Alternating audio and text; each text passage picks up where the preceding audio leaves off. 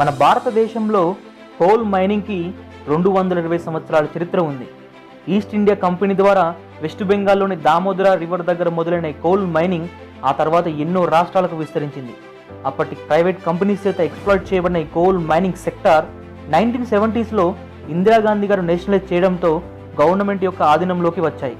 అసలు ఈ కోల్ అనేది ఎలా ఫామ్ అయింది, దీనిని ఎలా మైనింగ్ చేస్తారు, ఇందిరాగాంధీ గారు అప్పట్లో కోల్ మైన్స్ని నేషనలైజ్ చేయడానికి గల కారణాలు ఏంటి, రీసెంట్గా సెంట్రల్ గవర్నమెంట్ వీటిని ప్రైవేటైజ్ చేయాలని ఎందుకు డిసిషన్ తీసుకుంది, ఇలాంటి ప్రశ్నలకు సమాధానాలు నేను ఈ వీడియోలో ఎక్స్ప్లెయిన్ చేస్తాను.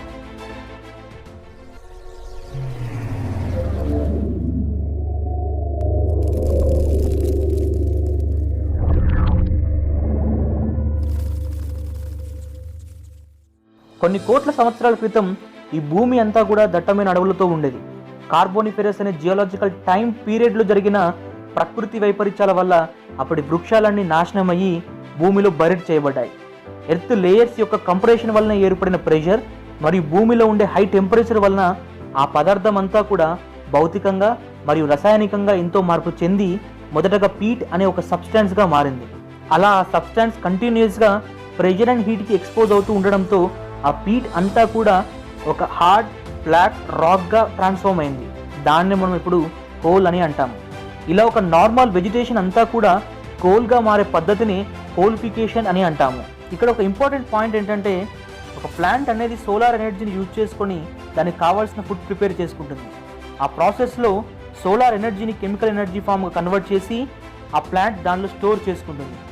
ఎప్పుడైతే ఆ ప్లాంట్ చనిపోతుందో అది డికంపోజ్ అయ్యేటప్పుడు దానిలోని ఎనర్జీ అంతా కూడా బయటకు రిలీజ్ అవుతుంది. కానీ కోల్ ఫామ్ అయ్యే కండిషన్లో మాత్రం అలా డికంపోజ్ జరగకుండా ఆ ఎనర్జీ అంతా కూడా కోల్ అనే ఒక సబ్స్టాన్స్లో లాక్ అవుతుంది. అంటే ఈరోజు మనం కోల్ నుండి జనరేట్ చేస్తున్న ఎనర్జీ అనేది ఒక రకంగా ఇండైరెక్ట్గా అప్పట్లో ప్లాంట్స్ ట్రాప్ చేసిన ఒక సోలార్ ఎనర్జీని. ఇలా కోల్లో ఉండే కార్బన్ యొక్క పర్సంటేజ్ని బట్టి కోల్కి 4 ర్యాంకింగ్స్ ఉన్నాయి: లిగ్నైట్, సబ్బిటుమినస్, బిటుమినస్, ఆంథ్రసైట్. లిగ్నైట్లో కార్బన్ యొక్క పర్సంటేజ్ని చాలా తక్కువగా ఉండడం వలన ఇది చూడడానికి లైట్ బ్రౌన్ కలర్లో ఉంటుంది. సో దీన్నే బ్రౌన్ కోల్ అని కూడా అంటాము. దీని యొక్క రిజర్వ్స్ ఎక్కువగా తమిళనాడులో ఉన్నాయి. బిటుమినస్ కోల్ టైప్లో కార్బన్ యొక్క పర్సంటేజ్ మీడియం లెవెల్లో ఉండడం వలన దీన్ని ఎక్కువగా సిమెంట్ మరియు పవర్ జనరేటింగ్ సెక్టార్స్లో ఎక్కువ యూజ్ చేస్తారు. మన భారతదేశంలో అధికంగా ఉంది బిటుమినస్ కోల్ టైప్. ఆంథ్రసైట్లో కార్బన్ యొక్క పర్సంటేజ్ అనేది చాలా హైగా ఉండడం వలన ఇది చూడడానికి చాలా బ్లాక్ అండ్ షైనీగా ఉంటుంది.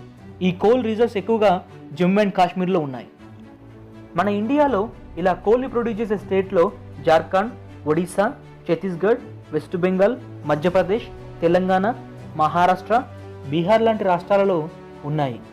రీసెంట్గా జియోలాజికల్ సర్వే ఆఫ్ ఇండియా చేసిన సర్వే ప్రకారం వెస్ట్ గోదావరి డిస్టిక్లోని చింతలపూడి గ్రామంలో దాదాపు 30 సంవత్సరాలకు సరిపడా ఎలక్ట్రిసిటీని ప్రొడ్యూస్ చేసుకునే కోల్ రిజర్వ్స్ ఏపీలో ఉన్నాయని ఆ సర్వే చెప్పింది. ఇలా జరిగితే ఫ్యూచర్లో ఏపీలో కూడా కోల్ మైనింగ్ స్టార్ట్ అయ్యే అవకాశాలు ఉన్నాయి. జనరల్గా ఈ కోల్ని అండర్ గ్రౌండ్ నుండి ఎక్స్ట్రాక్ట్ చేయడానికి 2 మైనింగ్ టెక్నిక్స్ని యూజ్ చేస్తారు. కోల్ బెడ్స్ అనేవి సర్ఫేస్ నుండి ఎన్ని మీటర్ డెప్త్లో ఉంది మరియు అది ఏ ఏరియాలో ఉందనే బేస్ మీద surface mining, under ground mining చేస్తారు. అసలు ఈ రెండింటికి డిఫరెన్స్ ఏంటంటే, కోల్ బెడ్ సర్ఫేస్ నుండి 60 మీటర్స్ కంటే తక్కువ డెప్త్లో ఉంటే అప్పుడు సర్ఫేస్ మైనింగ్ ప్రాసెస్ ద్వారా కోల్ని ఎక్స్ట్రాక్ట్ చేస్తారు. జనరల్గా ఈ ప్రాసెస్లో తక్కువ రిస్క్ ఉంటుంది, కానీ ప్రొడక్టివిటీ మాత్రం ఎక్కువగా ఉంటుంది. దీనినే మనం ఓపెన్ కాస్ట్ మైనింగ్ అని కూడా అంటాము. కానీ మైనింగ్ ప్రాసెస్లో రిలీజ్ అయ్యే డస్ట్ వల్ల ఎన్విరాన్మెంట్ మీద మాత్రం చాలా ప్రభావం ఉంటుంది. ఎప్పుడైతే కోల్ అనేది ఎక్కువ డెప్త్ లేయర్లో ఉంటుందో అప్పుడు అండర్ గ్రౌండ్ మైనింగ్ ద్వారా ఈ కోల్ని ఎక్స్ట్రాక్ట్ చేస్తారు. దీనినే మనం డీప్ మైనింగ్ అని కూడా అంటాము. ఇది హై రిస్క్తో కూడుకున్న పని మరియు ప్రాసెస్ ద్వారా కోల్ని ఎక్స్ట్రాక్ట్ చేయడం చాలా కాస్ట్లీ, కానీ ఎన్విరాన్మెంట్ మీద మాత్రం ఎక్కువ ఇంపాక్ట్ ఉండదు. ఇలా 1774లో భారతదేశంలో స్టార్ట్ అయిన కోల్ మైనింగ్ కొన్ని సంవత్సరాలు ప్రైవేట్ కంపెనీ చేతిలో ఉండేది. 1966లో ఇండియాకు ప్రైమ్ మినిస్టర్ అయిన ఇందిరాగాంధీ ప్రైవేట్ కంపెనీస్ అనేవి కోల్ని ఒక అన్సైంటిఫిక్ మెథడ్ ద్వారా ప్రొడ్యూస్ చేస్తున్నాయి, అలాగే డిమాండ్ తగ్గ సప్లై చేయడానికి వారి దగ్గర పెట్టుబడులు సరిపోవడం లేదు, ఇలా సెక్యూరిటీ ఇష్యూస్, అప్పటి కోల్ మైనింగ్ సెక్టర్లో ఎక్కువ లాభాలు ఉన్నాయనే కారణాలు ఒక రాజకీయ వాదనగా మార్చి కోల్ మైన్స్ నేషనలైజేషన్ యాక్ట్ 1973 ప్రకారం మే 1, 1973లో భారతదేశంలోని అన్ని కోల్ మైన్స్ నేషనలైజ్ చేస్తూ డిసిషన్ తీసుకున్నారు. దీంట్లో సింగరేణి కాలరీస్ కంపెనీ లిమిటెడ్ సంస్థ కూడా ఉంది. ఇండియాలో ఇలా మైన్స్ అనేవి నేషనలైజేషన్ అవ్వడం వలన కోల్ మీద ఎక్కువ డిపెండ్ అయ్యే ఇండస్ట్రీస్ అయిన iron, steel, cement and power sectors లాంటివి వాటి యొక్క ఉత్పత్తికి కావాల్సిన విధంగా కోల్ రెగ్యులర్గా లభించకపోవడంతో ఆ ఇండస్ట్రీస్ అన్నీ కూడా నేషనలైజేషన్ని ఎంతగానో వ్యతిరేకించేవి.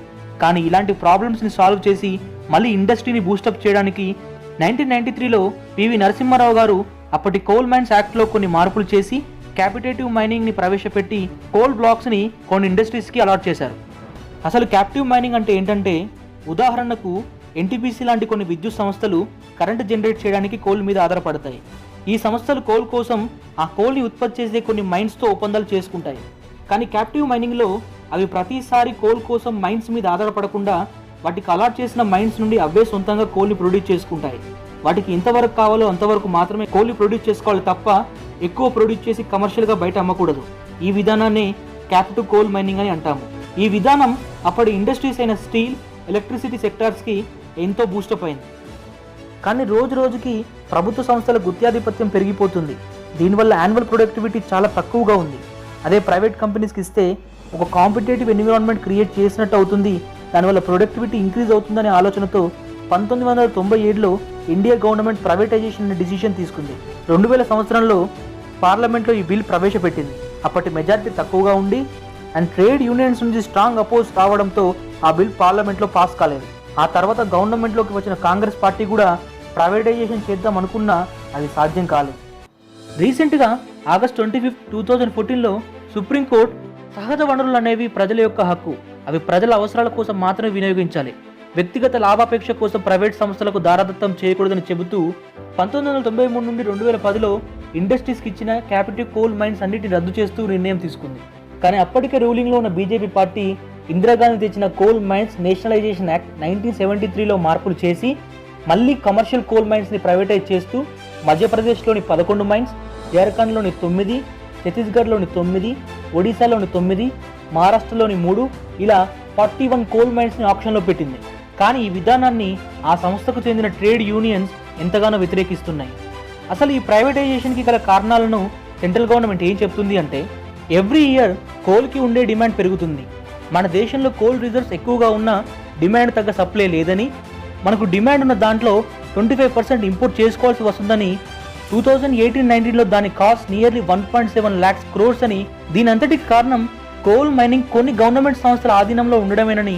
ఒకవేళ ప్రైవేటైజేషన్ చేస్తే కంపెనీస్ మధ్య కాంపిటేటివ్ ఎన్విరాన్మెంట్ క్రియేట్ అయ్యి ప్రొడక్టివిటీ ఇంక్రీజ్ అవుతుందని, దీనివల్ల మనం కోల్ కోసం వేరే దేశాల మీద ఆధారపడాల్సిన పని లేదని, మరియు ప్రైవేటైజేషన్లో భాగంగా 41 కోల్ మైన్స్ని వేలం పెడితే 2.8 lakh జాబ్స్ క్రియేట్ అవుతాయని, అవి నిరుద్యోగులకు ఉపాధి కలిగించే విధానం అవుతుందని గవర్నమెంట్ వాదన.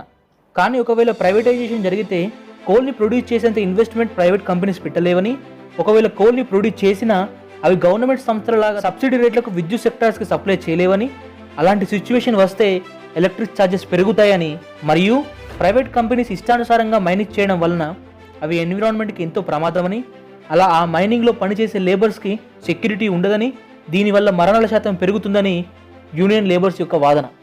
ఈ ఇష్యూ మీద ఇరువైపు వాదనలు ఎలా ఉన్నా నాకున్న కొన్ని ఒపీనియన్స్ ఏంటంటే, మొదటిది, ఒకవేళ గవర్నమెంట్ మైన్స్ని ప్రైవేటైజేషన్ చేసినా ప్రైవేట్ కంపెనీస్ వాళ్ళు ఇన్వెస్ట్ చేసిన మనీని లాభాల పేరుతో సామాన్య ప్రజల మీద అధికంగా రుద్దకూడదు.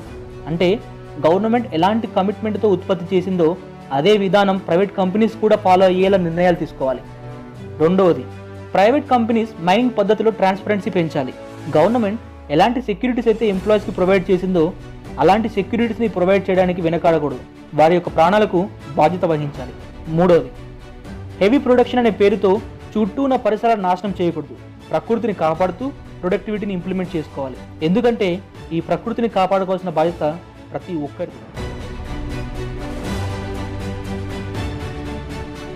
నేను ఇప్పటివరకు చెప్పిన ఇన్ఫర్మేషన్ మీకు అర్థమైందని అనుకుంటున్నాను. నా ఛానల్ యొక్క ముఖ్య ఉద్దేశం మన చుట్టూ ఉన్న ప్రతి ఒక్కటి మనకు ఒక ఇన్ఫర్మేషన్ లాంటిది. అలాంటి ఎన్నో ఇన్ఫర్మేషన్స్ గురించి మీకు ఎక్స్ప్లెయిన్ చేయడానికి నా వంతు ప్రయత్నం నేను చేస్తాను. నేను చెప్పే ప్రతి ఇన్ఫర్మేషన్ మీకు హెల్ప్ఫుల్ కావచ్చు. నా ఎక్స్ప్లెనేషన్ కనుక మీకు నచ్చినట్టయితే నా ఛానల్ని సబ్స్క్రైబ్ చేయండి, మీ ఫ్రెండ్స్ అందరికీ కూడా షేర్ చేయండి. Thank you.